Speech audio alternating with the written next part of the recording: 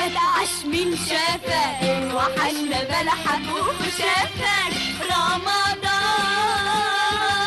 كريم يا فول.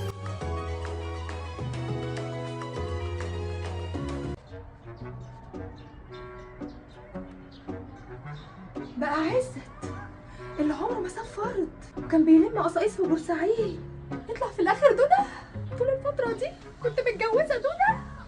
استغفر الله العظيم يا رب، استغفر الله العظيم يا رب، ما كنتش اعرف يا رب، استغفر الله العظيم. بكام الطماطم يا حاج؟ ويقولوا بلد حلوة قال. بصي قدامك وما تبصليش، اقري الجرنان وقدمي على الوظيفه.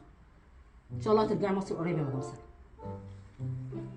ده مين اللي كان بيتكلم ده؟ عفريت؟ دودة عفريت يا لهوي. اديني جيت الوظيفة اهو. في ايه بقى؟ مدام سلوى مش كل شوية تطلع لي زي العفريت، انت مين بالظبط؟ انا ضابط مصري. ضابط فين بالظبط؟ ضابط في المخابرات المصريه يا مدام سلوى، مش عايزين غباوه. ان شاء الله هرجعك مصر. بجد؟ قول والله هترجعني مصر؟ الحمد لله يا رب، الحمد لله يا رب، اعملك يا رب، اعملك واشكر فضلك يا رب. الحمد لله. بس بقول لك ايه؟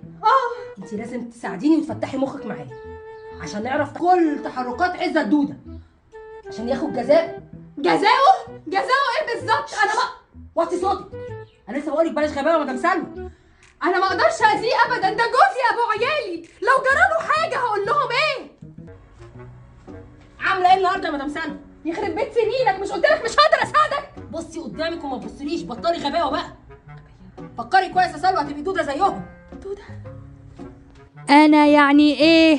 إيمي. واسمي يعني إيه؟ شيمي. انت هترجعني مصر امتى؟ انت لو تبطلي غباوه وما تبصليش هرجعك مصر قريب يا سلمى. انا مش هقدر اساعدك الا لما توعدني ان عزت ما يحصلوش حاجه، ده جوز ابو عيالي. اوعدك يا سلمى. هترجعني مصر امتى؟ هرجعك يا سلوى بس اما تعرفي لي عزت دودة كان بيعمل ايه في مصر. بس اوعي تساليه يا سلوى، اوعي تساليه. خلي بالك يا سلوى، انت في عش الضبابير. اوعي تساليه يا سلوى. يا عزت كنت بتعمل ايه في مصر يا عزت؟ يا لهوي، ده خد باله اني سالته ولا ايه؟ هيموتني.